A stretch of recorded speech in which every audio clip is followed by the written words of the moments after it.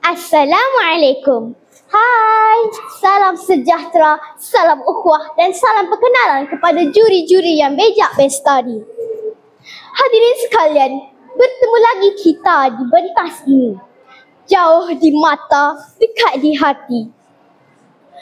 Cerita rakyat daripada saya dapat memberi pengajaran serta hiburan kepada yang mendengarnya. Nak tahu cerita saya? Nak tahu? Nak tahu?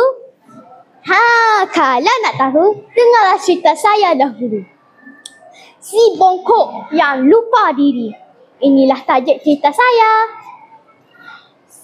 Pada zaman dahulu, si bongkok dengan ibunya tinggal di sebuah teratap di hujung kampung. Bongkok dilahirkan cacat, badannya bongkok dan mukanya huduh. Namun si ibu tetap bersyukur dengan keadaan anaknya ini. Si ibu selalu berdoa agar anaknya gembira dan berjaya dalam kehidupannya. Bongkok amat sayang dengan ibunya. Di suatu petang, ketika si bongkok sedang berjalan-jalan di pinggir kampung, mak derus dan rakan-rakannya datang berjumpa dengan si bongkok.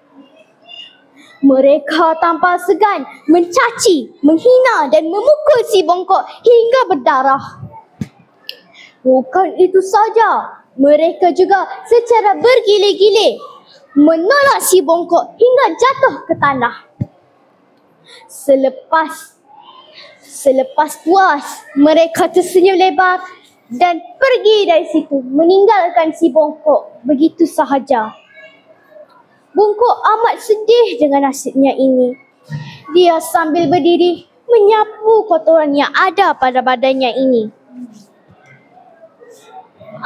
Dia berkata kepada dirinya, alangkah indahnya kalau aku menjadi tampan dan sempurna seperti orang-orang kampung yang lain. Adakah impian si bongkok akan menjadi kenyataan?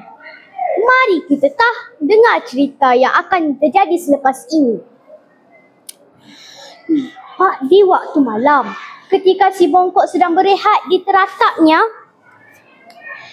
tiba-tiba datang seorang orang tua yang berjumpa dengan si bongkok. Dia berkata, wahai si bongkok, inginkah kamu menjadi seorang yang sempurna dan tampan seperti orang-orang kampung yang lain? Si bongkok lalu menjawab, ya, aku ingin menjadi seorang yang sempurna dan tampan seperti orang-orang kampung yang lain. Lalu, orang tua itu berkata lagi, aku boleh tunaikan impian kamu, tetapi dengan satu syarat. Kamu tidak boleh menjadi sombong dan tidak boleh membalas dendam kepada orang-orang kampung yang telah menyakitimu itu. Si bongkok lalu bersetuju dengan orang tua itu.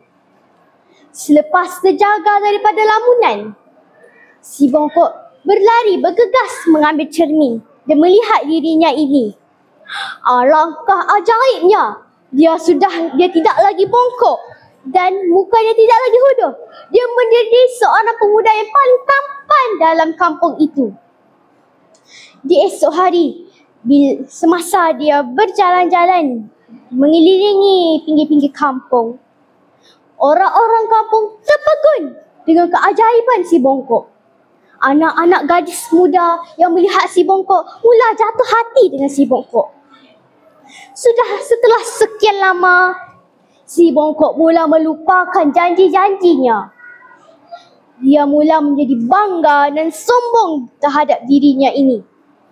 Anak-anak gadis muda dari keluarga kaya dan keluarga raja berebut ingin menjadikan si bongkok sebagai suaminya mereka. Di suatu petang, ketika si bongkok sedang berjalan-jalan, si bongkok mengenang akan perbuatan mak derus dan rakan-rakannya itu. Si bongkok rasa ingin membalas dendam.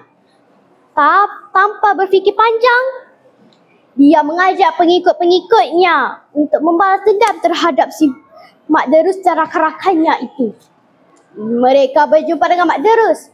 Mereka memukul menghina, mencaci Mak Terus. Sehinggalah Mak Terus dan rakan-rakannya itu diusir dari kampung itu. Si Bongkok berasa gembira dan tenang kerana sudah membalas dendam kepada mereka. Tetapi langit tiba-tiba hitam dan angin ribut datang berjumpa. Si Bongkok bergegas mencari tempat berlindung, tetapi dia tiba-tiba pengsan semasa berlari.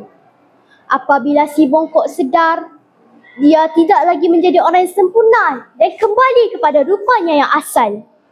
Dia berlari berjumpa dengan ibunya dan menangis di samping ibunya. Setelah mendengar nasihat dan kata-kata semangat daripada ibunya, dia menerima takdir dan dia sudah menjadi kepada dirinya yang semula. Dia melakukan kehidupannya yang asal juga. Kawan-kawan, kita tidaklah boleh sombong dan tidaklah boleh menghina, mencaci dan memukul orang-orang yang tidak macam kita. Dan kita juga tidak boleh memungkiri janji-janji yang telah dibuat. Sekian sahaja daripada saya. Terima kasih.